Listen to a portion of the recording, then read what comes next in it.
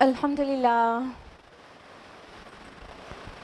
الحمدللہ رب العالمین والصلاة والسلام علی رسولہ الکریم وعلی آلہ واصحابہ اجمعین اما بعد واعوذ باللہ من الشیطان الرجیم بسم اللہ الرحمن الرحیم شہر رمضان الذی انزل فیہ القرآن الناس وبینات من الہدی والفرقان بسم اللہ الرحمن الرحیم رب اشرح لی صدری ویسر لی امری واحلل عقدۃ من لسانی یفقہوا قولی۔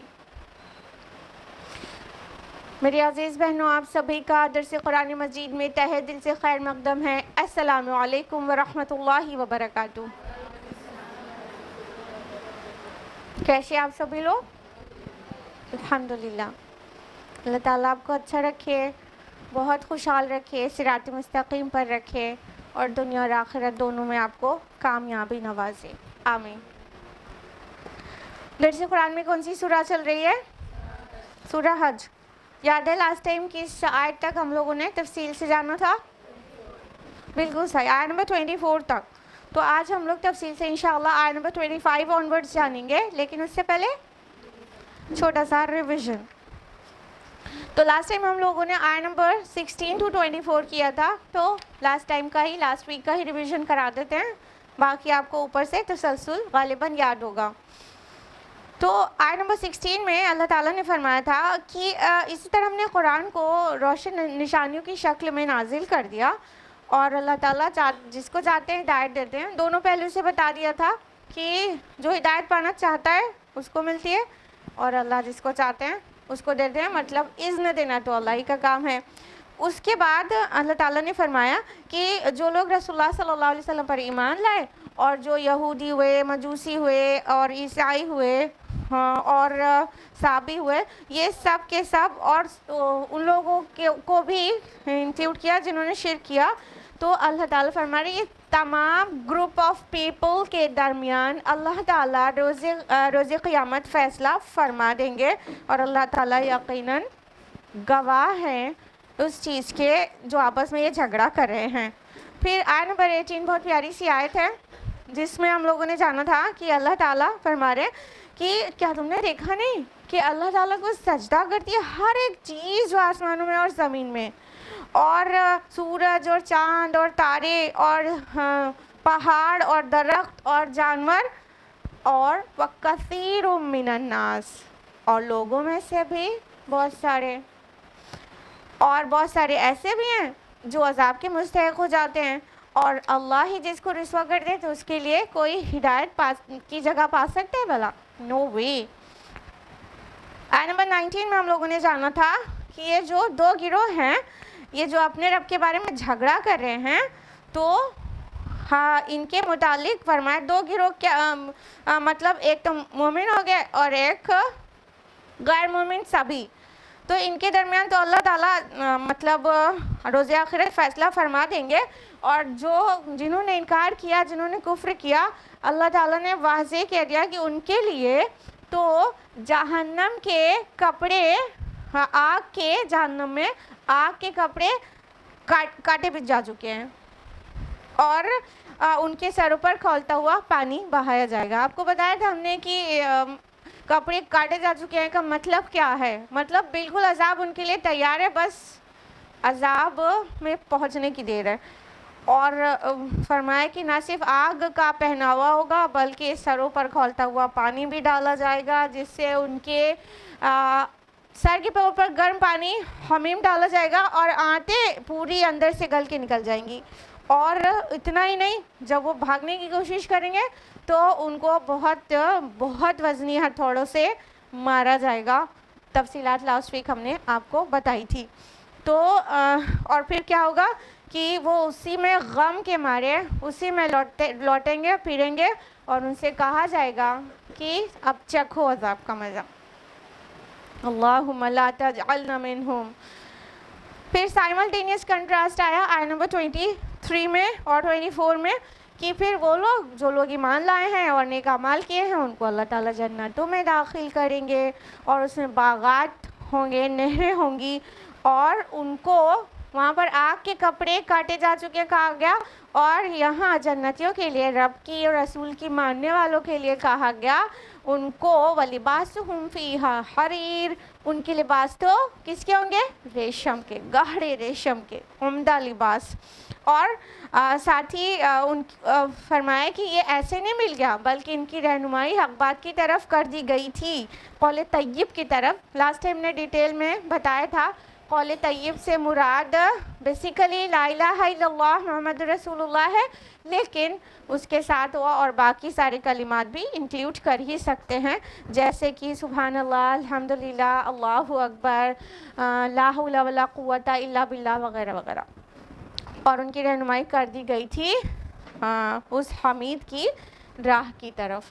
تو لاسٹ ویک ہم لوگوں نے اتنا جانا تھا، یہ تھا آیت نمبر 24 تک کا ریویژن سورۃ الحج کا، اور اب ہم لوگ تفصیل سے جانیں گے آیت number 25 onwards. Then let's start. اعوذ باللہ من الشیطان الرجیم، بسم اللہ الرحمن الرحیم۔ ان الذین کفروا ویصدون عن سبیل اللہ والمسجد الحرام، یقیناً وہ لوگ جنہوں نے کفر کیا اور وہ روکتے ہیں لوگوں کو اللہ کے راستے سے اور مسجد حرام سے، الذی جعلناہ للناس سواء العاکف فیہ والباد، جس کو ہم نے سب لوگوں کے لیے مساوی قرار دیا ہے، خواہ اس میں مقیم ہو یا باہر سے آنے والے۔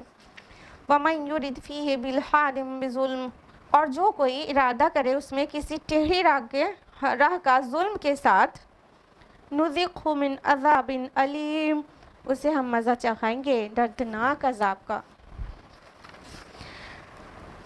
اب اللہ تعالیٰ فرما رہے ہیں، پہلے تو یہاں پہ جو چینج آیا مضمون میں اس کو محسوس کریے۔ انٹروڈکشن میں سورج کے آپ لوگوں کو بہت ڈیٹیل میں ہم نے بتایا تھا کہ یہ سورہ کا مکی اور مدنی ہونے پہ ایک تو اختلاف ہے، اور جو موسٹ پرومیننٹ اوپینین ہے وہ کیا ہے کہ اس کا کچھ پورشن مکی ہے اور کچھ مدنی۔ تو ابھی لاسٹ ویک تک آپ لوگوں نے جو سنا ہے وہ پورا مکی پورشن تھا، اور اس آیت سے دیکھیے آپ کو انداز سے ہی سمجھ میں آ جائے گا آیت نمبر 25 سے کہ مناسک حج کے متعلق باتیں ہونے لگیں، جو کہ مطلب شریعت کب نازل ہوئی ہے؟ مدینہ میں نا، مکہ میں تو صرف ایمانیات پر بات ہوئی ہے، اور شریعت اور احکام شریعت خصوصاً عبادات کے متعلق احکام شریعت وہ سب کچھ مدینہ میں نازل ہوا ہے۔ تو اب یہ مناسک حج کے متعلق ڈیٹیلز آ رہی ہے اور اس کی بگننگ ایک دم سے ہو گئی ہے۔ تو یہ آیت نمبر 24 سے آیت نمبر 25 میں ایک بہت بڑا ڈفرینس آپ کو محسوس ہو رہا ہوگا۔ تو اب یہاں سے جو آیات ہیں وہ نرے مدنی نیچر کی ہیں۔ تو یہاں سے پورا رکوع آپ کو ملے گا جو حج کے متعلق تفصیلات ہیں، اور یہ حسن اتفاق ہے نا، جب ہم لوگ نے سورہ حج سٹارٹ کی تھی تو وہ حج کا مہینہ تھا، اور ابھی ہم لوگ اگلے مہینے میں آ چکے ہیں۔ تو کیا اللہ تعالیٰ نے فرمایا آیت نمبر 25 میں کہ وہ لوگ جنہوں نے کفر کیا اور وہ روکتے ہیں لوگوں کو اللہ کے راستے سے اور مسجد حرام سے۔ آپ کو اچھی طرح پتہ ہے جب مسلمان مکہ سے مائیگریٹ کر کے مدینہ پہنچے تو مشرکین مکہ نے مسلمانوں کا مکہ آنے کا راستہ بند کر رکھا تھا، یعنی کہ کئی سال تو رسول اللہ صلی اللہ علیہ وسلم بھی اور مسلمان بھی آ نہیں سکے، لیکن آپ کو پتہ ہے کہ 6 ہجری میں عمرے کے ارادے سے نکلے تھے، تو حدیبیہ کے مقام پر ان کو روک دیا گیا اور ریٹرن کر دیا گیا۔ یہ سب چیز سے آپ لوگ بخوبی واقف ہیں کیونکہ درس سیرت بھی آپ سنتی رہتی ہیں۔ تو ان کی بات ہو رہی ہے، اللہ کے گھر سے روک دیا، عمرہ کرنے سے روک دیا، بیت اللہ میں داخل ہونے سے روک دیا، اور مسجد حرام میں آنے سے روک دیتے ہیں۔ یعنی بیت اللہ تو خالصتاً مطلب اللہ کی یکسوئی کے ساتھ عبادت کرنے کے لیے جگہ ہے، موحدین کے لیے جگہ ہے، اور مشرکین نے موحدین کو وہاں پر آنے سے روکا ہوا ہے، تو اللہ تعالیٰ بہت ناراض ہے۔ آف کورس مسلمانوں کو ایک سائیکولوجیکل سپورٹ دینے کا ایک بہت سوٹیبل ٹائم تھا یہ، کہ کیونکہ جب مکہ سے مدینہ مسلمان پہنچے تھے تو ان کو کتنی تکلیف ہوئی ہوگی، جس کے شہر میں اللہ کا گھر ہو پھر وہاں سے چھوڑ کے دوسرے شہر میں جانا پڑ جائے تو اسے کتنی تکلیف ہوئی ہوگی۔ جیسے ہمارے پیارے نبی صلی اللہ علیہ وسلم کو بہت پسند تھا کہ وہ مکہ میں ہوتے، اور مکہ چھوڑتے وقت آپ کو بڑا ملال تھا کہ بیت اللہ چھوٹ رہا ہے۔ تو اللہ تعالیٰ نے فرمایا کہ جنہوں نے مطلب کفر کیا وہ لوگ روک رہے ہیں، وہ لوگ مسجد حرام میں آنے سے روک رہے ہیں، جس کو اللہ تعالیٰ نے ایکچولی سب کے لیے برابر بنایا ہے، اور برابر بھی مسلمانوں کے لیے، ٹھیک ہے، جو اللہ کو اس کی توحید کے ساتھ یاد کرتے ہیں۔ دو اصطلاحات آئی، العاکف یعنی مقیم، یعنی چاہے مکہ کے رہنے والے لوگ ہوں، مستقل وہاں قیام کرتے ہوں، اور دوسرا والباد یا باہر سے آنے والے لوگ ہوں، یعنی حرم میں داخل ہونے سے تو کسی کو بھی روکا ہی نہیں جا سکتا، اور وہاں کسی قسم کی سپیریورٹی نہیں چلتی ہے کہ کوئی اعلیٰ ہو تو کوئی ادنا ہو، اور کوئی کسی کو روک دے اپنی اونچا ہونے کی وجہ سے۔ تو اللہ تعالیٰ نے تو دونوں کو برابر ہی بنایا، سب کو برابر بنایا، اندر والوں کو بھی باہر والوں کو بھی، حرم پر سب کا برابر سے حق ہے۔ یہ الگ بات ہے کہ آج کل تھوڑا وی آئی پیز کو وی آئی پی رو میں حرم میں بھی رکھا جاتا ہے اور پروٹیکشن دیا جاتا ہے، یہ الگ بات ہے۔ آگے فرمایا کہ جو کوئی مطلب اس طرح کا ارادہ کرے کسی ٹیڑھی راہ کا ظلم کے ساتھ، تو اللہ تعالیٰ اسے مزہ چکھائیں گے، دردناک مزہ چکھائیں گے عذاب کا۔ تو یہ اللہ تعالیٰ نے اس چیز کو اتنا ناپسند کیا ہے، اس کام کو کرنے والے کو اللہ تعالیٰ نے کہا کہ اس کو بہت ہی دردناک عذاب دیں گے، جن لوگوں نے ہمارے نیک بندوں کو آنے سے روک دیا اور ان کے راستے کی رکاوٹ بن گیا ہے۔ بالحاد جو لفظ ہے، یہ الحاد ورڈ سے آپ لوگ بالکل اویئر ہوں گے نا، الحاد ایتھیزم کو کہتے ہیں سم ٹائمز نا، الحاد جو خدا کو مانتے ہی نہیں، there is no God at all کہتے ہیں۔ تو الحاد یہ وہی روٹ ہے جو لحد سے ہے، لحد کا معنی ہوتا ہے بغلی قبر، تو جو ترچی بنی ہوتی ہے اندر سے، تو جو یعنی ٹیڑھ، تو یہاں پر جو بالحاد آیا ہے اس کا مطلب ہے جو کج روی کرنے والے ہیں، جن کے مزاج میں ٹیڑھ ہے اور پھر ظلم کرتے ہیں، جبکہ وہ جگہ کیا ہے، نرے امن کی جگہ ہے۔ وہاں امن کا یہ حال ہے کہ اللہ تعالیٰ نے اس کو مطلب حرم بنایا ہے، ہر طرح کی فسق و فجور اور ہر چیز وہاں پر حرام ہے، یہاں تک کہ پودا بھی اکھاڑنا وہاں منع ہے۔ تو اتنی امن کی جگہ ہے، یہاں تک کہ کسی کی کوئی چیز گر گئی ہو حرم میں، حدود حرم میں، تو اس کو اٹھانا بھی منع ہے، اور اگر کسی کو پتہ ہو کہ یہ کس کی ہے اور میں وہاں تک پہنچا دوں گا تو یہ الگ بات ہے، ادروائز گری ہوئی پڑی ہوئی چیز کو اٹھانا بھی منع ہے۔ اس درجے میں حرم کی، حدود حرم کی حرمت رکھی ہے اللہ تعالیٰ نے، لیکن لوگوں نے کیا کیا، کجروی اختیار کی اور اللہ کے گھر آنے سے روکا، اپنے الحاد کجروی کی وجہ سے اور ظلم کے ساتھ، جبکہ ظلم وہاں ایک دم بہت زیادہ والا حرام ہے۔ آیت نمبر 26 ہے، وَإِذْ بَوَّأْنَا لِإِبْرَاهِيمَ مَكَانَ الْبَيْتِ، اور جب ہم نے معین کر دی ابراہیم کے لیے اپنے اس گھر کی جگہ، اللہ تشرک بی شیئا وطہر بیتی للطائفین والقائمین والرکع السجود، فرمائے کہ اور حکم دیا کہ میرے ساتھ کسی چیز کو شریک نہ کرنا، اور میرے اس گھر کو پاک رکھنا طواف کرنے والوں کے لیے اور قیام اور رکوع اور سجدہ کرنے والوں کے لیے۔ تو اب دیکھیے اب اس کا فاؤنڈیشن کیسے ہوا تھا، یا یوں کہیں اس کی تعمیر کیسے ہوئی تھی، اس کی تفصیلات آ رہی ہیں کہ یہ گھر جو ہے وہ ابراہیم علیہ السلام کا بنایا ہوا گھر ہے جو بیت اللہ دیکھ رہے ہیں. لیکن یہاں پہ جو بات نوٹ کرنے والی ہے وہ یہ کہ اللہ تعالیٰ نے فرمایا وَإِذْ بَوَّأْنَا، یہ بَوْن سے ہے جس کا معنی ہوتا ہے لوٹنا، چیزوں کو ہموار کرنا اور سازگار کرنا، برابر کرنا.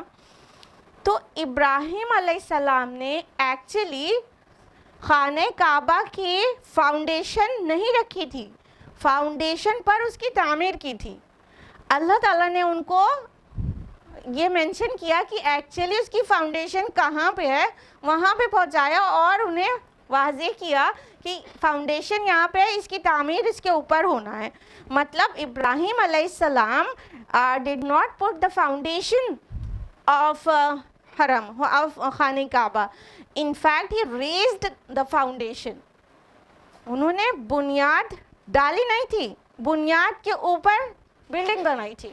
ٹھیک ہے، تو ابراہیم علیہ السلام کے سے پہلے بھی، یعنی ابھی سے 4000 سال پہلے، اور ہمارے نبی صلی اللہ علیہ وسلم سے 2500 سال پہلے بھی جو ابراہیم علیہ السلام نے کعبہ بنایا تھا تو بنیاد نہیں ڈالی تھی، اس کی بنیادوں پر کھڑا کیا تھا، بنیادوں پر کھڑا کیا تھا. یہ بیت عتیق ہے، بہت پرانا گھر ہے، اور اس کی مطلب ہسٹری بھی ہسٹری کو بھی نہیں پتا کہ یہ کتنا پرانا ہے. تو ابراہیم علیہ السلام نے اس کی بنیادوں کے اوپر اس کی تعمیر کی تھی. تو اللہ تعالیٰ نے فرمایا کہ اور جب ہم نے معین کر دی تھی ابراہیم کے لیے اپنے گھر کی جگہ، آپ کو پتہ ہے خانہ کعبہ کتنی بلیسڈ پلیس پر ہے، اور وہ مطلب بالکل سینٹر آف دا ارتھ ہے. وہ نارتھ پول سے بھی اتنا ہی ڈسٹینس آئے گا، ساؤتھ پول سے بھی اتنا ہی ڈسٹینس آئے گا. مطلب اللہ تعالیٰ نے وہ اپنی بہت بلیسڈ پلیس کو ابراہیم علیہ السلام کو بتایا تھا کہ ایکچولی ہمارا گھر یہاں پر ہے اور یہاں بننا ہے. تو ابراہیم علیہ السلام نے اس کی تعمیر کی. آپ سب کو پتہ ہے سورہ بقرہ میں تفصیل سے آپ نے پڑھا ہوگا کہ ابراہیم علیہ السلام اور اسماعیل علیہ السلام نے مل کر خانہ کعبہ کی تعمیر کے اوپر اس کی عمارت بنائی تھی. اور اللہ تعالیٰ نے واضح کر دیا کہ یہ کس لیے بنایا گیا تھا، اللہ تشرک بی شیئا، کہ میرے ساتھ کسی کو شریک نہ کرنا. اب یہ خانہ کعبہ کے ساتھ شرک کا میٹر کیوں آیا؟ ایک تو یہ کہ یہ واضح ہو جائے کہ وہ جو مشرکین ہیں جو قبضہ کیے بیٹھے ہیں تو یہ ان کا رائٹ نہیں ہے، وہ ڈیزرو نہیں کرتے وہاں پہ ہونے کے. اور کیونکہ انہوں نے صدیوں سے شرک روا رکھا تھا اس گھر میں. آپ کو پتہ ہے 360 بت پوجا کرتے تھے اور خانہ کعبہ میں بہت سارے بت رکھے ہوئے تھے. کتنی عجیب بات ہے. تو اللہ تعالیٰ نے اس گھر کو بلکہ شرک سے بالکل پاک توحید کا مرکز بنایا تھا، تو شرک سے منع کیا. دوسری بات یہ کہ خانہ کعبہ کی تعمیر کے ساتھ شرک کا ڈینائل اس لیے آ رہا ہے کہ یہ جو ہے وہ معبد ہے، معبود نہیں. یہ اللہ کا گھر جو ہے یہ اللہ کا گھر ہے، اس کی پوجا نہیں کی جائے گی، اس کی یہ دیوار کی اور گھر کی عبادت نہیں کی جائے گی. وہ ایک جگہ ہے جو آپ کو اللہ کی یاد دلائے گی اور عبادت اللہ کی ہوگی. ٹھیک ہے، یہ معبد ہے، معبود نہیں ہے. تو شرک کا وضاحت ہو گئی کہ مطلب شرک سے تو بالکل پاک رکھنا ہے اس جگہ کو. اور فرمایا کہ ابراہیم علیہ السلام کو اللہ نے حکم دیا تھا کہ بتا دو سب لوگوں کو کہ اس کو پاک رکھنا. کس کے لیے؟ للطائفین، طواف کرنے والوں کے لیے. جو لوگ طواف کریں گے ان کے لیے، مطلب نیٹ اینڈ کلین، یہ دونوں طرح کی پاکی سے مراد ہے، معنوی بھی اور مادی بھی. یعنی ان کلین بھی نہ رہے. اور الحمدللہ ابھی بھی حرم میں جا کے دیکھیے تو صفائی کا کیا نظام ہے، سبحان اللہ، دل خوش ہو جاتا ہے نا. اور اس کے علاوہ یہ مادی صفائی ہو گئی، اور ظاہر بات ہے معنوی صفائی کا یہی مطلب کہ وہاں شرک بالکل نہیں. تو اللہ تعالیٰ نے حکم دیا تھا پاک رکھو. کس کے لیے؟ طواف کرنے والوں کے لیے، جو موحد ہیں، جو اللہ تعالیٰ کو ایک ہو کر عبادت کرنے، ایک سمجھ کر عبادت کرنے والے ہیں. اور قیام کرنے والوں کے لیے یہ قائمین آیا ہے تو یہ پلیورل ہے قیام کرنے والوں کے لیے. تو جو قیام کریں گے کھڑے ہو کے نمازیں پڑھیں گے, اور رکوع اور سجدہ کرنے والے کے بعد رکوع سجود, اور رکوع سجود ایک ساتھ آیا ہے, رکوع اور سجدے کے درمیان واو نہیں آیا ہے, سیپریٹ نہیں کر رہا ہے, تو اس کا مطلب ظاہر ہے صلاح پڑھنا ہو گیا. تو جو جھکنے والے ہیں, سجدہ کرنے والے ہیں, قیام کرنے والے ہیں, یہ ساری چیز کیا ہو گئی صلاح کے متعلق. جو لوگ نمازیں پڑھیں گے اور جو لوگ طواف کریں ان کے لیے بالکل نیٹ اینڈ کلین رہنا چاہیے دونوں اعتبار سے, ٹھیک ہے, نہ مانوی نجاستیں ہوں اور نہ مادی نجاستیں ہوں وہاں پر. آیت نمبر 27 ہے وَأَذِّن فِي النَّاسِ بِالْحَجِّ, اور لوگوں میں حج کی منادی کر دو, یأتوک رجالا وعلی کل ضامر یأتین من کل فج عمیق, آئیں گے آپ کے پاس لوگ پیدل بھی اور بڑے لاغر اونٹنیوں پر بھی, اور جو پہنچیں گی دور دراز کی وادیوں میں سے ہو کر. جب ابراہیم علیہ السلام خانہ کعبہ کی تعمیر کر چکی ہے تو اللہ تعالیٰ نے ان کو حکم دیا کہ اب تم حج کی منادی کرو. سبحان اللہ, نہ ان کے پاس لاؤڈ اسپیکر, نہ ان کے پاس میڈیا آج والا جو ہم انفارمیشن ایج میں رہ رہے ہیں, ایک چیز ایک جگہ پہ بول رہے ہوتے ہیں اور ساتھ سمندر پار کوئی آرام سے سن رہا ہوتا ہے, انفیکٹ دیکھ بھی رہا ہوتا ہے نا. نہ ان کے پاس مائکرو فون, نہ ان کے پاس اس طرح کا میڈیا, اور ابراہیم علیہ السلام کو اللہ تعالیٰ نے حکم دیا کہ آپ منادی کر دو لوگ حج کے لیے آئیں. اب کیسے کیا ہوگا یہ تو اللہ تعالیٰ ہی بہتر جانے. بعض مفسرین نے یہ لکھا ہے کہ حج کی منادی ابراہیم علیہ السلام نے کہا یا اللہ میں جب حج کی منادی کروں گا تو وہ لوگ سنیں گے کیسے, کون سنائے گا ان کو, کیونکہ آپ جان رہے ہیں نا کہاں پہ اس کی تعمیر ہوئی ہے, بے آب و گیا وادی میں, وادی غیر ذی زرع میں, نہ کوئی وہاں پودا اگ رہا ہے اور نہ کوئی پانی کا چشمہ ہے اور نہ کوئی مطلب کسی قسم کی ویجیٹیشن ہے, اور نہ کوئی رہائش. آف کورس جب یہ لائف کی جو بیسک نیڈز ہیں وہ نہیں رہیں گی تو کیسے. تو ایسی جگہ پر اللہ تعالیٰ کہہ رہے ہیں یہاں پہ بناؤ, اور وہاں بنانے کے بعد کہہ رہا اناؤنسمنٹ کر دو لوگ حج کے لیے آئیں. تو جب ابراہیم علیہ السلام نے, مفسرین نے لکھا ہے واللہ اعلم کہاں سے ٹیکن ہے, کہ ابراہیم علیہ السلام نے کہا کون سنے گا میرے اعلان کو, کون سنائے گا میری آواز ان کو. تو اللہ تعالیٰ نے فرمایا کہ میں سناؤں گا. تو یہ اللہ پاک ہی بہتر جانے کہ ابراہیم علیہ السلام نے کس وے میں اناؤنس کیا تھا اور کس طرح لوگوں نے سنا تھا. بعض کا کہنا ہے کہ جب ابراہیم علیہ السلام نے اناؤنس کیا تھا تو ہر حج کے شوقین کو وہ آواز سنائی پڑی تھی, اور ظاہر بات ہے حج ایسی عبادت ہے جب تک دل میں شوق نہ ہو, ذوق نہ ہو, مقدر نہیں ہوتی. جب انسان بالکل تڑپ جاتا ہے کہ مجھے جانا ہے, تب جا کے کہیں اللہ تعالیٰ کی مرضی اس کے ساتھ شامل ہو جاتی ہے, تب جا کے وہ انسان کو نصیب ہوتا ہے حج. تو بعض کا کہنا ہے کہ سنی تھی لوگوں نے اور تڑپ کے آئے تھے. تو بہرحال یہ مختلف آراء ہیں مختلف مفسرین کی, لیکن اللہ تعالیٰ نے ان کو منادی کرنے کو بولا تو تھا.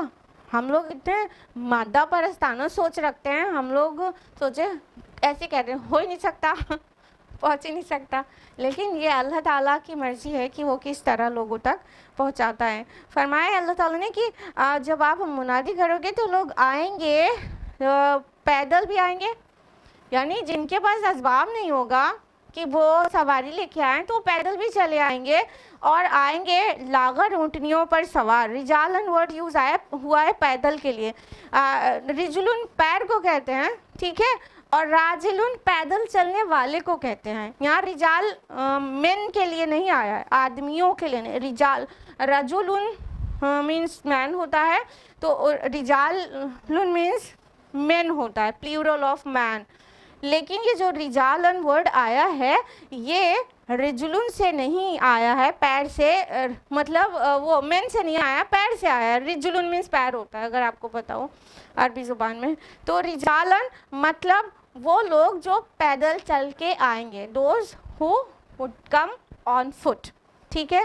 تو اور والا کل دامرن, یہاں دامرن جو ورڈ آیا ہے اس کا مطلب ہوتا ہے دبلا پتلا, اسکنی بالکل. تو لوگ آئیں گے دبلے پتلے اونٹوں پہ سوار ہو کر. اس سے کیا منظر کشی کی گئی ہے؟ یہ بتایا گیا ہے کہ لوگ جو آئیں گے اتنی دور دراز سے آئیں گے کہ ان کی سواریاں لاغر اور کمزور ہو گئی ہوں گی, بالکل اس کے نہیں, اتنی کمزور, اتنی دور دور سے لوگ آئیں گے کہ اونٹ سفر کر کر کے ایک دم کمزور ہو چکا ہوگا. اور کہا کہ آئیں گے اور دور دراز کی گھاٹیوں سے ہوتے ہوئے آئیں گے. یعنی یہاں جو کل فج عمیق آیا ہے, فج معنی ہوتا ہے ویلی, پہاڑوں کے درمیان کی گزرگاہ, ویلی, وادی. تو مکہ تو ہے ہی پورا پہاڑی علاقہ, تو جدھر سے بھی راستے آئیں گے وہ ویلی سے نکل کے آنا پڑے گا. تو یہ پوری منظر کشی کر دی گئی کہ حج کی منادی کر دو, میرے مطلب حج کے شوقین بندے میری عبادت کے لیے آئیں گے, ایٹ اینی کاسٹ آئیں گے. اور آج بھی یہ دیکھیں نا ایک عجیب سی دیوانگی پائی جاتی ہے حج کے متعلق. یہ ہم اس کو اپریشیٹ نہیں کر رہے ہیں, لیکن آپ دیکھیے کہ ایک پرسن نماز نہیں پڑھتا ہے لیکن حج پہ جانے کے لیے بے قرار رہتا ہے. ہم یہ نہیں کہہ رہے نماز نہیں پڑھے اور حج پہلا فرض ہے, نہیں, جب شہادہ کے بعد سب سے پہلا فرض تو صلاح ہے نا. تو ایک آدمی جو اپنے نماز کے لیے بھی پابند نہیں رہتا, فجر میں سویا پڑا رہتا ہے, لیکن حج پہ جانے کی دیوانگی رہتی ہے اس کو. یہ ایک عجیب سی فیلنگ ہے جو اللہ پاک نے شاید رکھی ہے مومنوں کے اندر. آیت نمبر 28 میں فرمایا لِيَشْهَدُوا مَنَافِعَ لَهُمْ, تاکہ وہ حاضر ہو اپنی منفعت کی جگہوں پر. وَيَذْكُرُوا اسْمَ اللَّهِ فِي أَيَّامٍ مَّعْلُومَاتٍ عَلَىٰ مَا رَزَقَهُم مِّن بَهِيمَةِ الْأَنْعَامِ, اور اللہ کا نام لے معین دنوں میں ان مویشیوں پر جو اس نے انہیں عطا کیے. فَكُلُوا مِنْهَا وَأَطْعِمُوا الْبَائِسَ الْفَقِيرَ, تو اس میں سے خود بھی کھاؤ اور خستہ حال محتاجوں کو بھی کھلاؤ. اللہ تعالیٰ فرماتے ہیں حج کے لیے حاضر ہو تو کیا ہو, لِيَشْهَدُوا مَنَافِعَ لَهُمْ, منافع جو ورڈ آیا ہے یہ منفعت کا پلیورل ہے, یعنی فائدے.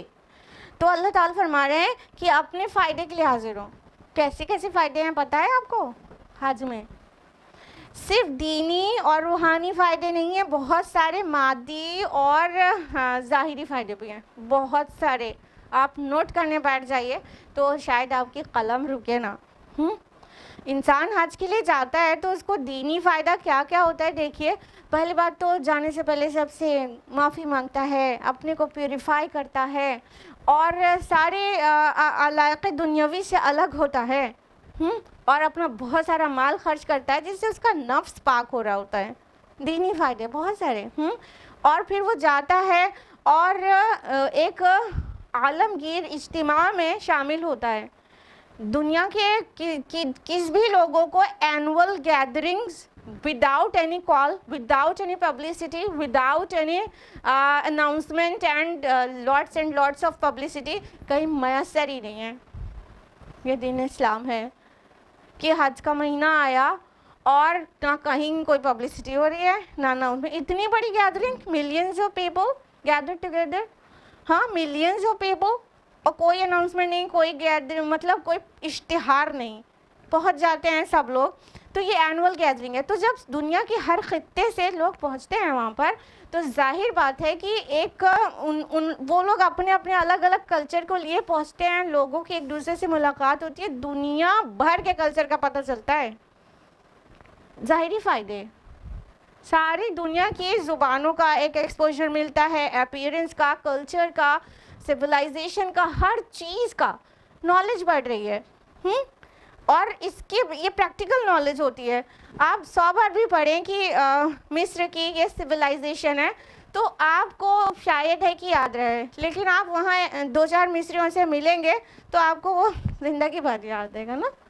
تو دنیا بھر کے لوگوں سے ملنا, پھر اس کے بعد ان لوگوں ان سے اپنا کلچر کا ایک دوسرے کو ایکسچینج ہونا, جاننا, اور نہ جانے کتنے پھر وہاں جو اللہ کا گھر دیکھنے کے بعد جو ہارٹ پیوریفائی ہوتا ہے، جو تقویٰ میں اضافہ ہوتا ہے، اور واقعتاً جس کو حج مبرور نصیب ہوتا ہے، وہ واپس آنے کے بعد ایک دم بدلا ہوا انسان ہو جاتا ہے.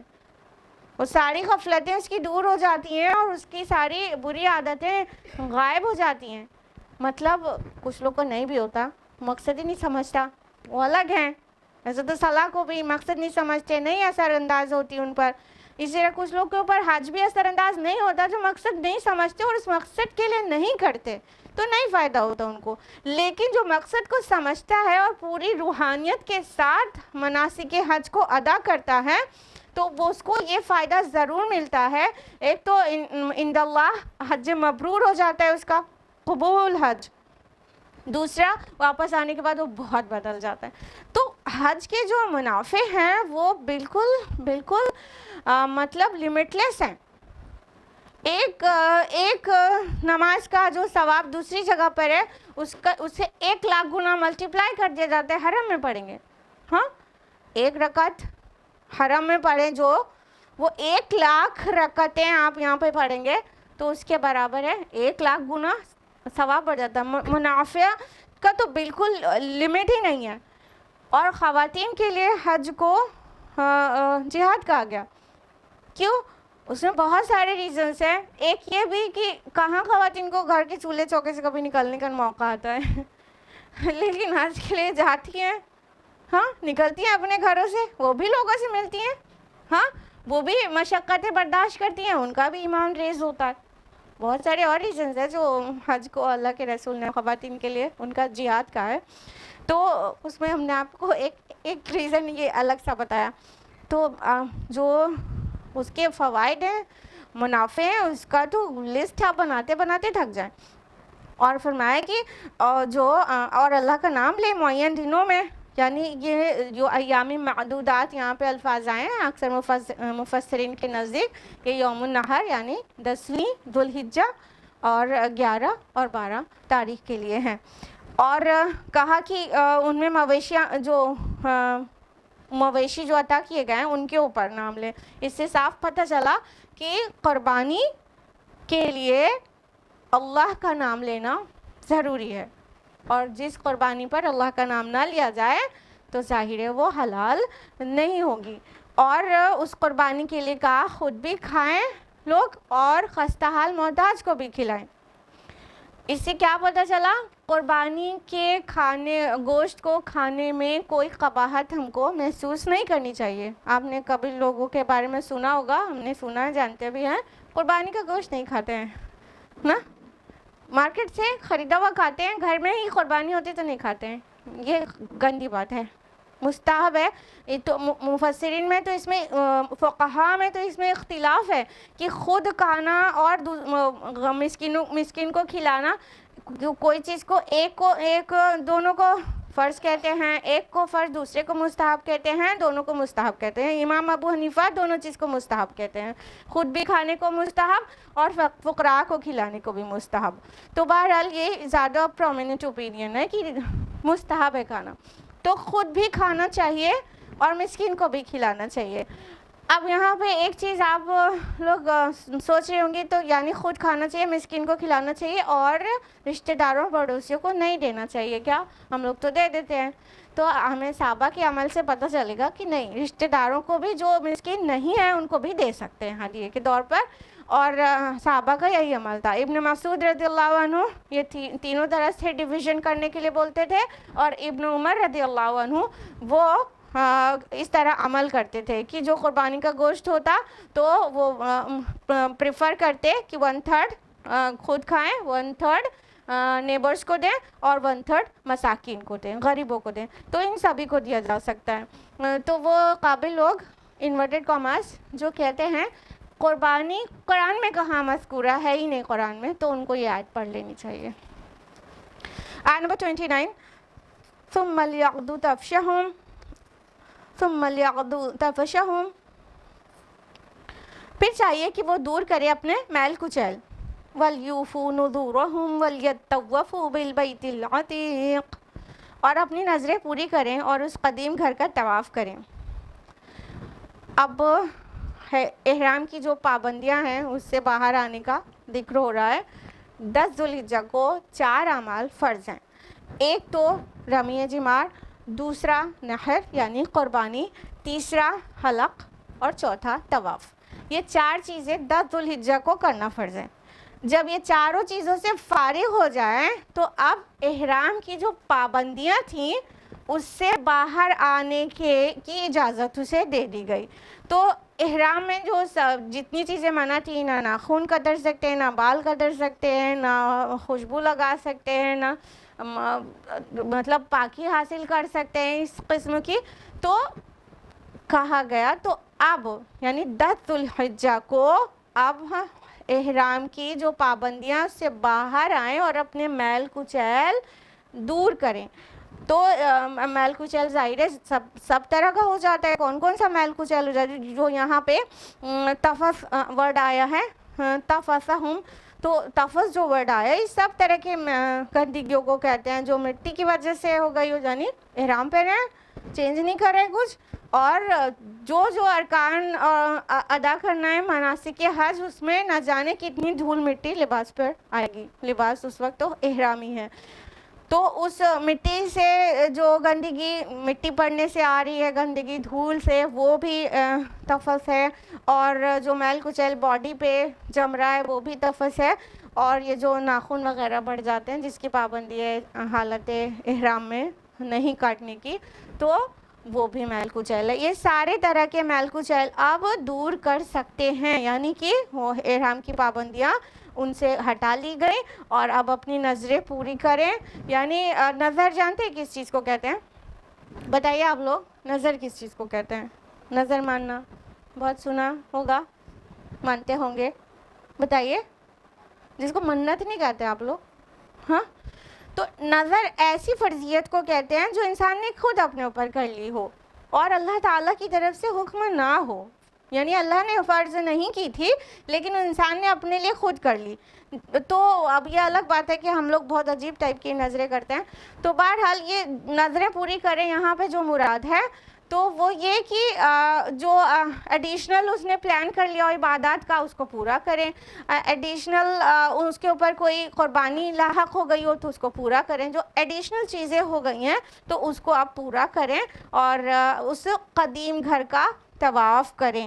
یعنی کہ اللہ تعالیٰ فرما رہے کہ اب طواف کرنے کا وقت آ گیا اور اپنی نظریں پوری کرنے کا وقت آ گیا.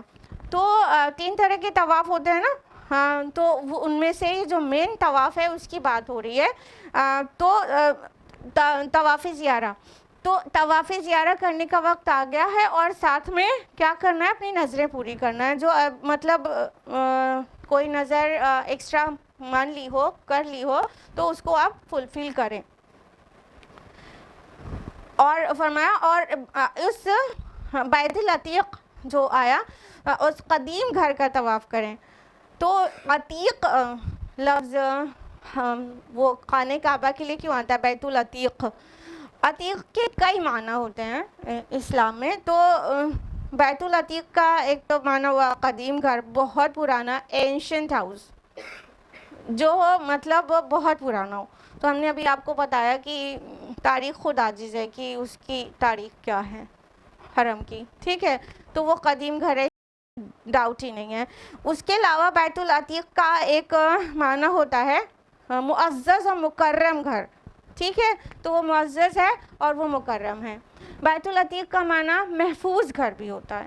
تو وہ محفوظ ہے, آپ کو پتہ ہے کہ وہاں پر کسی بھی قسم کی ظلم, وہاں کسی بھی قسم کے ناجائز چیزیں بالکل منع ہے. اور اس کے علاوہ ڈسٹریکشن سے بھی وہ گھر محفوظ ہے. اور خانہ کعبہ کو یاجوج ماجوج بھی نہیں منہدم کر پائیں گے.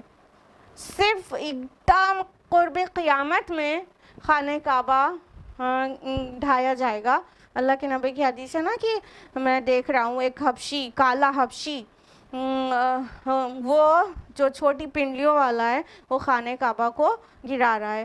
یعنی رسول اللہ صلی اللہ علیہ وسلم کو دکھا دیا گیا وہ کون تھا, ٹھیک ہے، وہ بالکل قرب قیامت ہی یہ ہوگا، ادروائز یاجوج ماجوج بھی حدود حرم میں داخل نہیں ہو پائیں گے اور خانہ کعبہ کو نقصان نہیں پہنچا پائیں گے.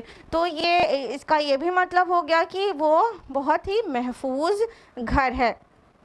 اور آزاد گھر بھی کہہ سکتے ہیں بیت العتیق کو، کیونکہ وہ آزاد ہے، وہ کبھی بھی اس طرح سے مطلب اس کے اوپر کسی کا قبضہ نہیں ہو پایا ہے کبھی بھی، تو اس لیے وہ آزاد گھر بھی ہے. تو بیت العتیق کے بہت سارے معنی ہوتے ہیں اور وہ سارے ہی معنی سوٹیبل ہیں خانہ کعبہ کے لیے. تو فرمایا اس کا طواف کرے. آیت نمبر 30 ہے ذَلِكَ وَمَن يُعَظِّمْ حُرُمَاتِ اللَّهِ فَهُوَ خَبَرُ اللَّهُ عِندَ رَبِّهِ. یہ سن چکے. اور جو کوئی تعظیم کرے اللہ کی حرمتوں کی تو اس کے لیے بہتر ہے اس کے رب کے نزدیک. وَأُحِلَّتْ لَكُمُ الْأَنْعَامُ إِلَّا مَا يُتْلَىٰ عَلَيْكُمْ، اور حلال کر دیے گئے تمہارے لیے تمام چوپائے سوائے اس کے جو تمہیں پڑھ کر سنا دیے گئے. فَاجْتَنِبُوا الرِّجْسَ مِنَ الْأَوْثَانِ وَاجْتَنِبُوا قَوْلَ الزُّورِ. تو تم بچو بتوں کی گندگی سے اور بچو جھوٹی بات سے. اب اللہ سبحانہ تعالیٰ فردر فرما رہے ہیں کہ یہ تو ڈیٹیلز تو جان، مناسک حج کے بارے میں تم نے جان لیا، سن لیا. اب تم جان لو کہ اگر حرمات اللہ کی جو کوئی تعظیم کرے گا تو وہ اسی کے لیے بہتر ہے اس کے رب کے نزدیک، یعنی وہ ذریعہ بنے گا اپنے رب کا قرب پانے کا. اب حرمات اللہ کیا ہیں؟ حرمت والی چیزیں کیا ہیں؟ تو حرمت، پہلی بات تو اس کا معنی سمجھنا چاہیے. حرام کس کو کہتے ہیں؟ پروہیبیٹڈ تھنگس کو، جو منع ہوتی ہے حرام وہ چیزیں کہتے ہیں. حرمت بھی وہی ہے کہ کوئی بھی طرح کا ظلم، زیادتی اور کسی قسم کی بھی نیگیٹو چیزیں سے جو جہاں پر منع ہو، تو یہ حرمات اللہ ہے. تو اللہ کی حرمات بہت ساری چیزیں ہیں، اس کو وہ ساری چیزیں ہیں جو کہ اللہ تعالیٰ کے تقرب کے لیے اور اس کی طرف محبت کے لیے اللہ کی جانب منسوب ہوتی ہیں. وہ ساری چیزیں جو محبت اور تقرب کے لیے اللہ کی طرف منسوب کی جائیں وہ حرمات اللہ ہیں. کیا کیا چیزیں؟ اول تو خانہ کعبہ ہو گیا، یہ حرمت والا گھر ہے. ہر نیگیٹو چیز وہاں بالکل حرام ہے، اور وہ بالکل مطلب اسی لیے اس کی حرمت ہے. جس چیز کی تعظیم کرتے ہیں اس کی کہتے ہیں نا حرمت، کیونکہ اس کی تعظیم کرنا ہے، اس کے ساتھ کوئی چھیڑ چھاڑ نہیں کرنا ہے. تو اور کیا ہے؟ پورا ہی مطلب مسجد حرام. اس کے علاوہ البلد الحرام، پورا مکہ شہر، وہ بھی حرمت والا شہر ہے. ہاں، اس کے علاوہ الشہر الحرام، یعنی حرمت والے مہینے کتنے ہیں؟ 4 ہیں. ٹھیک ہے. اس کے علاوہ المشعر الحرام، یعنی مکانی اعتبار سے مزدلفہ، وہ بھی حرمت والی جگہ ہے. اس کے علاوہ اور بھی بہت کچھ ہو سکتا ہے، جیسے احکام الہی، جیسے کتاب اللہ، جیسے اللہ کے مقرب بندے، ملائکہ، انبیاء، صدیقین، شہداء وغیرہ. تو اور جتنے دینی کتب ہیں، یہ ساری جو چیزیں ہیں یہ اللہ کی حرمات ہیں. یہ ان کا تکریم کرنا چاہیے، ان کا احترام کرنا چاہیے. یہ کیسی چیزیں ہیں جن کا احترام کرنا چاہیے. تو اللہ تعالیٰ نے فرمایا جو اللہ تعالیٰ کی حرمات کا احترام کرتا ہے، تعظیم کرتا ہے، اس کا خود کا فائدہ ہے، وہ اپنے لیے کرتا ہے، وہ اپنے آپ کو اپنے رب کے نزدیک لے جاتا ہے. تو جو لوگ ان سبھی چیزوں کی تعظیم کرتے ہیں، اس سے کیا پتہ چلتا ہے؟ ان کا تقوی ریز ہو رہا ہے نا، ان کا ہارٹ پیوریفائی ہو رہا ہے. اس کو دوسرے سے فائدہ تو بعد میں ہوگا، اس کو خود بہت فائدہ ہے، تو وہ اپنے لیے ہے، تو اسی کے لیے بہتر ہے. اور فرمایا حلال کر دی گئے تمہارے لیے تمام چوپائے سوائے اس کے جن کے نام تم کو سنا دیے جائیں گے یا سنا دیے گئے ہیں. ایون تو سارے چوپائے مویشی، یہاں پہ انعام ورڈ آیا ہے نا، تو انعام آپ کو پتہ ہے مویشیوں کو کہتے ہیں. کون کون سے جانور آتے ہیں انعام میں؟ جلدی سے بتائیے. اونٹ، گائے, بکری اور بھیڑ. یہ 4 جانور مویشی انعام کہلاتے ہیں. اس میں اونٹ کا ہونا ضروری ہے, اونٹ نہیں ہوگا تو انعام نہیں کہلائیں گے. تو اللہ تعالیٰ فرما رہے یہ سب تمہارے لیے حلال کر دیے گئے, یہ تم پر حلال ہیں سوائے اس کے جن کا نام بتا دیا گیا ہے. تو ہم کو پتا ہے کہ کون سا جانور حرام ہے, کون سا, خنزیر, ٹھیک ہے, وہ حرام ہے. اس کے علاوہ سورہ مائدہ کی آیت نمبر 3 میں باقی حلال جانوروں کے بھی حرام ہونے کے سارے کنڈیشنز بیان کی گئے. جو اونچائی سے گر کر مر گیا ہو, جو گلا گھٹنے سے مر گیا ہو, یعنی حلال مویشی بھی اگر مر جائیں گے ذبح کرنے سے پہلے تو وہ حرام ہو جائیں گے. تو وہ تفصیلات مطلب آج ہمارے نالج میں ہے. تو فرمایا فَاجْتَنِبُوا الرِّجْسَ, تو اجتناب کرو بتوں, گندگی سے, خصوصاً بتوں کی. یہ فَاجْتَنِبُوا جو ورڈ ہے یہ جنب سے ہے, اس کا مطلب ہوتا ہے پہلو, مطلب اپنا پہلو بچاؤ, اپنے آپ کو بچاؤ. ایبسٹین فرام فلتھ, گندگی سے اپنے کو بچاؤ. اور رجز مطلب گندگی, من الاوثان, اوثان جو ورڈ آیا ہے وہ وثن کا پلیورل ہے. تو وثن کس کو کہتے ہیں, اسٹیچو کو, مورتی کو, بت کو, ٹھیک ہے. لیکن ایک لفظ اور آتا ہے اس کے لیے, وہ صنم. you must have heard about it نا. صنم, صنم میں مورتی ہوتی ہے, بت ہوتا ہے. دونوں میں ڈفرینس کیا ہے, یہ جو وثن ہے جو یہاں پہ ورڈ آیا اوثان, اس کا پلیورل. وثن اینشنٹ اسٹیچو کو کہتے ہیں, یوزولی پتھر کی مورتی کو, ٹھیک ہے. اور جو صنم ہے, صنم کسی بھی مینوفیکچرڈ آئیڈلس کو کہتے ہیں, جو کہ لکڑی کی بھی ہو سکتی ہے, سونے چاندی کی بھی ہو سکتی ہے, کسی میٹل کی ہو سکتی ہے. اب تو وہ اس کی بھی ہوتی ہے مٹی کی, کانچ کی, ٹھیک ہے. تو وہ جو ہے وہ صنم ہے اور وہ مینوفیکچرڈ ہے. دونوں میں ایک اور ڈفرینس کر سکتے ہیں اگر چاہیں, وہ یہ کہ دیکھیے 2 طرح کے مورتیاں پوجی جاتی ہیں. ایک تو پورے جیسے ہندوستان والے ہیں, پورا کسی غیر اللہ کو کسی انسان یا جانور سے تشبیہ دے کے اس کی طرح بنا دیتے ہیں, ٹھیک ہے. تو یہ صنم کہلائے گا. اور دوسرا ہوتا ہے ہندوستان میں وہ ٹائپ کا بھی کبھی شرک موجود رہتا ہے, وہ یہ کہ کوئی بھی پتھر اٹھایا, اس کو مقدس بنا دیا اور وہ پوجا جانے لگا. تو یہ پوجے جانے والے پتھر کہہ سکتے ہیں. تو یہ جو وثن ہے یہ پوجے جانے والے پتھر ہیں, اور جو صنم ہے یہ تصویر بنائی ہوئی کوئی نہ کوئی انسان یا کسی جانور کی تصویر میں اس کے قالب میں ڈھال کر بنائی گئی مورتی ہے, ٹھیک ہے. تو کہا گیا کہ بتوں کی گندگی سے بچو, یعنی اللہ تعالیٰ نے یہ جو خانہ کعبہ ہے یہ بالکل حج اور ایام حج اور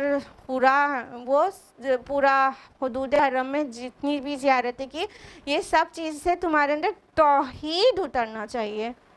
اور اب بچاؤ اپنے آپ کو بتوں کی گندگی سے, اس کو رجس کہا ہے, کیونکہ ظاہر بات ہے جو توحید ہے وہ اصل ہے, اور اس کے علاوہ شرک گندگی ہے. تو فرمایا کہ بتوں کی گندگی سے بچو اور جھوٹ بات سے بچو. قول زور, قول زور کس کو کہتے ہیں, زور سے آپ کا ایک روٹ کا ایک ورڈ زیارت بھی آپ جانتے ہیں, کیسے نکلا ہے پتہ ہے, زیارت ورڈ جانتے نا, زیارت مینس کیا ہوتا ہے, ٹو وزٹ سم ویئر نا, کسی چیز کو وزٹ کرنے کو زیارت کہتے ہیں نا. تو یہ ایکچولی زور جو ہے یہ سینے کا اوپری حصہ کہلاتا ہے. تو جب ہم کسی سے ملتے ہیں تو سامنے سے ملتے ہیں نا, گلے لگتے ہیں, سامنے سے ملتے ہیں کہ پیٹ گھما کر ملتے ہیں. ہاں, جب کسی کی زیارت کرتے ہیں, کہیں جاتے ہیں تو فرنٹ سے ملتے ہیں نا, فرنٹ اپنا اس کی طرف کرتے ہیں جس سے ملنا ہوتا ہے, یعنی جس کی زیارت کرنا ہوتا ہے.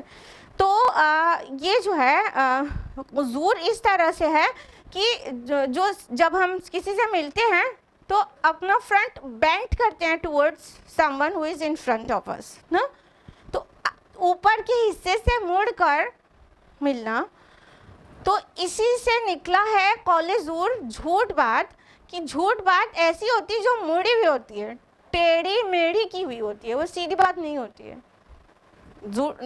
جھوٹ ہمیشہ سچ کو موڑ دیا جائے تو جھوٹ بنتا ہے نا, وہ سیدھا تو نہیں ہوتا. تو قول زور اس کو کہتے ہیں, جھوٹ بولنا, توڑنا مروڑنا, توڑ مروڑ کر بات کو پیش کرنا. تو قول زور سے بچیں. تو جو قول زور ہے اس میں ٹاپ پر تو شرک ہے, اور اس کے علاوہ سارے جھوٹ مراد ہیں. شرک سب سے بڑا جھوٹ ہے کہ نہیں ہے, اور اس کے بعد سارے جھوٹ مراد ہیں. تو قول زور سے بچانا ہے اپنے کو. آیت نمبر 31 ہے, حنفاء للہ غیر مشرکین بہ, یکسو ہو جاؤ اللہ کے لیے اس کے ساتھ کسی کو شریک نہ کرتے ہوئے. ومن یشرک باللہ فکأنما خر من السماء, اور جو کوئی اللہ کے ساتھ شرک کرے گا تو وہ ایسے ہے جیسے کہ آسمان سے گر پڑا. فَتَخْطَفُهُ الطَّيْرُ أَوْ تَهْوِي بِهِ الرِّيحُ فِي مَكَانٍ سَحِيقٍ, تو اسے پرندے اچک لیں یا ہوا اڑا پھینکے کسی دور دراز کی جگہ پر. اب دیکھیے ایک بہت مثالی بات آ رہی ہے جس میں مثال دی گئی ہے. فرمایا حنفاء للہ, یکسو ہو جاؤ اللہ کی طرف, اللہ کے لیے. جو یہ حنفاء ورڈ جو آیا ہے, مطلب ابراہیم علیہ السلام کو حنیف کہا جاتا نا, ابراہیم حنیفہ, اس کا مطلب یکسوئی ہوتا ہے. اور یکسوئی مطلب نو ڈسٹریکشنز, فوکس ہونا کسی پرٹیکولر چیز پر, نو بائسنس, کسی پرٹیکولر چیز پر فوکس ہو کر یکسو ہونا. تو جب مطلب حنیف انسان کیسے ہوگا, جب کوئی بائسنس نہ ہو اس کے اندر, منافقت نہ ہو, فوکسڈ ہو. تو اللہ تعالیٰ نے فرمایا کہ یکسو ہو جاؤ اللہ کے لیے اور اس کے ساتھ شریک نہ کرتے ہوئے. مطلب یہی تو سب سے بڑی بات ہے, صبح کے اذکار میں پڑھتے ہیں نا کہ ابراہیم علیہ السلام کے دین پر صبح کی ہے جو مشرک نہ تھے. ہاں, یہی صبح کے شام کے اذکار میں پڑھتے روز روز. تو شرک نہ کرتے ہوئے خالص ہو کر اللہ تعالیٰ کی عبادت میں لگ جاؤ. اور جو کوئی شرک کرتا ہے تو اب اس کی مثال بیان کی گئی ہے کہ تم نے سمجھا کیا کہ شرک چھوٹا موٹا گڑبڑ ہے اور چھوٹے موٹے نقصان کی بات ہے؟ نہیں. جو کوئی اللہ کے ساتھ شرک کرتا ہے تو وہ ایسے جیسے آسمان سے گر پڑا. اب تھوڑا تصور کیجئے گا بات کو. اور اس کے بعد اسے پرندے اچک لیں یا ہوا اڑا پھینکے بہت دور دراز کی جگہ پر. مکان سحیق آیا ہے تو دور دراز کی جگہ پر ہوا اٹھا کے پھینک دے. اب یہ جو آسمان سے گر پڑے, ایکچولی یہ آسمان سے کا مراد عرب میں ایسے کہا جاتا تھا, کوئی پہاڑ سے گر جاتا تھا تو اس کو آسمان سے گرا ہوا کہتے تھے. اب تھوڑا سا امیجن کریے کہ کوئی پہاڑ سے جب گرنے لگتا ہے تو اس کی حالت کیا ہوتی ہے. اول تو پھر اس کے اوپر وہ گر رہا ہو تو شکاری پرندے اس پر اٹیک کر دیں اور اس کی بوٹی بوٹی تک نوچ دیں, اور اسے اگر یا تو پھر ہوا اتنی تیز چل رہی ہو, جھکڑ والی ہوا چل رہی ہو, اس کی لاش جو بھی بچی ہے اس کو دور دراز کی جگہ پر لے کر ایسی جگہ پر پھینک دے جہاں پر کوئی بھی مطلب اسے پا ہی نہ سکے. اب یہ جو ہے ایک طرح کا بہت انسلٹنگ وے بتایا جا رہا ہے کہ کسی کا خاتمہ ہو. انسلٹنگ اس لیے کہ اہل عرب اس چیز کو مطلب دفنانے کو پسند کرتے تھے. جب انسان مر جائے تو یہ یہاں تو ہوا اڑا کے کہیں پھینکے دے رہی ہے, وہ دفنایا کہاں جا پا رہا ہے.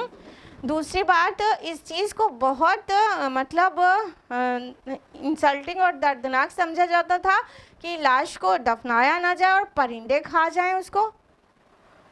تو یہ اتنا ڈسگسٹنگ اور انسلٹنگ چیز ہے کہ انسان شرک کرتا ہے تو لٹ جاتا ہے, برباد ہو جاتا ہے, اور کوڑی کی بھی اس کی عزت نہیں بچتی, اسے نقصان ہی نقصان ہے.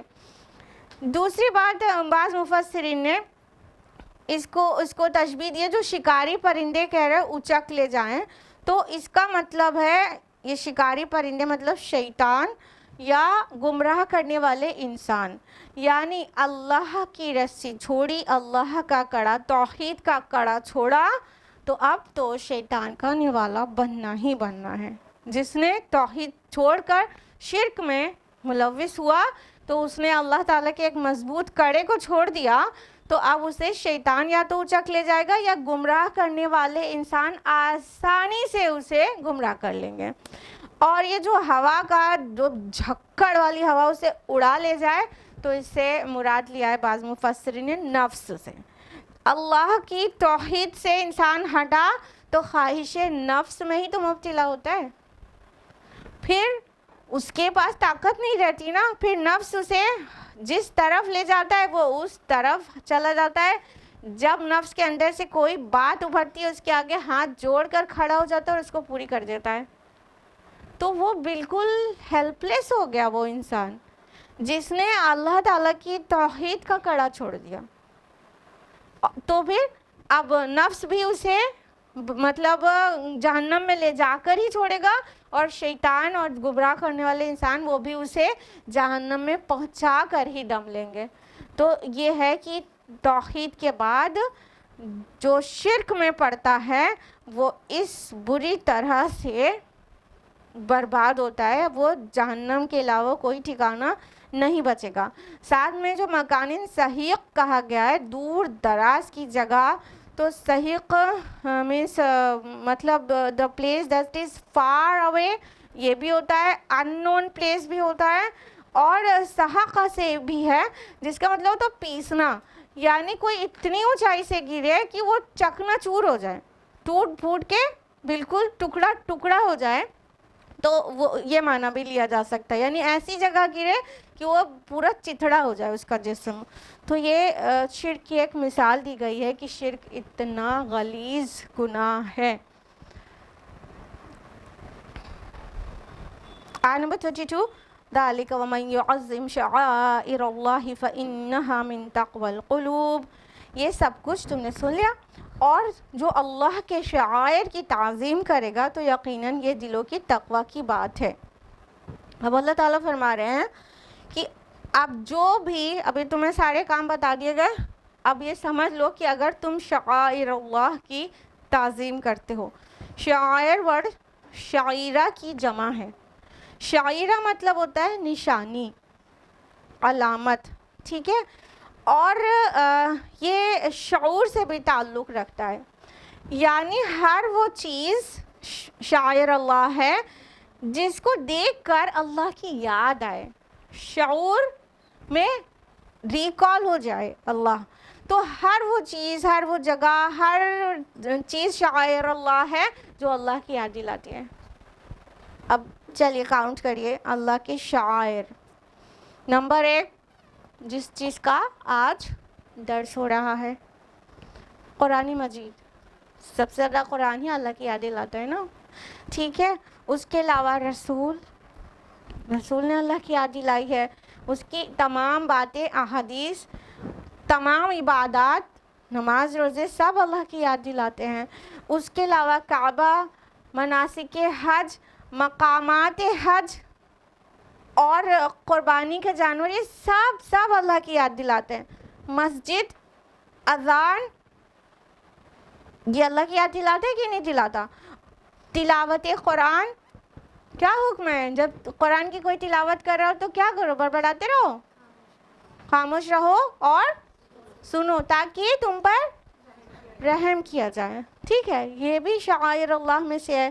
حرام مہینے اللہ کی یاد دلاتا ہے، ایام حج، یہ ساری چیزیں شعائر اللہ ہیں۔ اور مقامات کی بسا، وہ سارے مقامات جو ذہن میں ایک پورے پکچر چلا دیں، جیسے جو مقامات مناسک حج ہیں، جب وہاں سے انسان گزرتا ہے تو کیا ہوتا ہے؟ ابراہیم علیہ السلام کی یاد آتی ہے، رسول اللہ صلی اللہ علیہ وسلم کی یاد آتی ہے، تو وہ سب اللہ کے شعائر ہیں۔ تو اللہ کے شعائر کی تعظیم کرنے کی ضرورت ہے۔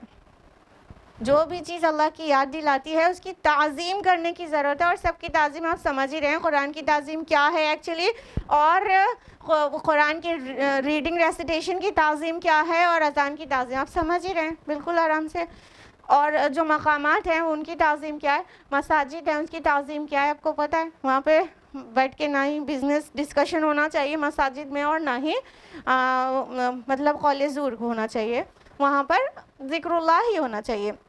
تو ہر ایک شاعر اللہ کی تعظیم کی ضرورت ہے، اور صفا اور مروہ کو بھی اللہ تعالیٰ نے شاعر اللہ کا نا سورہ بقرہ کے آیت نمبر 158 میں ان الصفا والمروہ من شعائر اللہ، ٹھیک ہے، تو وہ صفا مروہ بھی اللہ کے شاعر میں سے ہے۔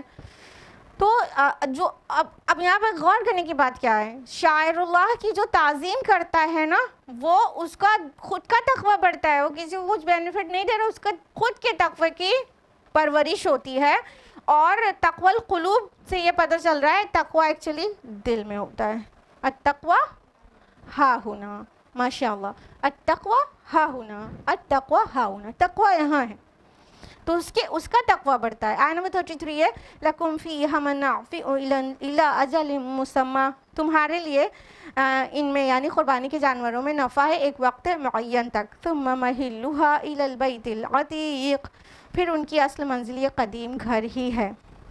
اب فرمائے کہ قربانی کے جانور سے تمہیں کوئی فائدہ لینا ہو تو لے سکتے ہو، یعنی قربانی کے جانور پہ بار برداری کرنا، لوڈ کیری کرانا اس سے پرمیسیبل ہے، اس کا اون استعمال کیا جا سکتا ہے، اس کا دودھ استعمال کیا جا سکتا ہے، اس پہ سوار ہو کے چلا جا سکتا ہے، کوئی مسئلہ نہیں ہے، ٹھیک ہے۔ اور کہا پھر اس کی اصل منزل تو قدیم گھر ہی ہے۔ بیت العتیق کے بارے میں ابھی ہم نے آپ کو تفصیل سے بتایا، تو یہ جو کہا جا رہا ہے اصل گھر وہ کیا ہے، جس کو بول کر کل مراد لیا گیا، یعنی خانہ کعبہ اس کے اندر نہیں، وہاں پہ جا کے قربان نہیں کرنا ہے، یہ حدود حرم کی بات ہو رہی ہے، ٹھیک ہے، وہ تو حرم تک ہی لے جانا ہے، خانہ کعبہ کے اندر لے جا کے قربانی نہیں کرنا ہے۔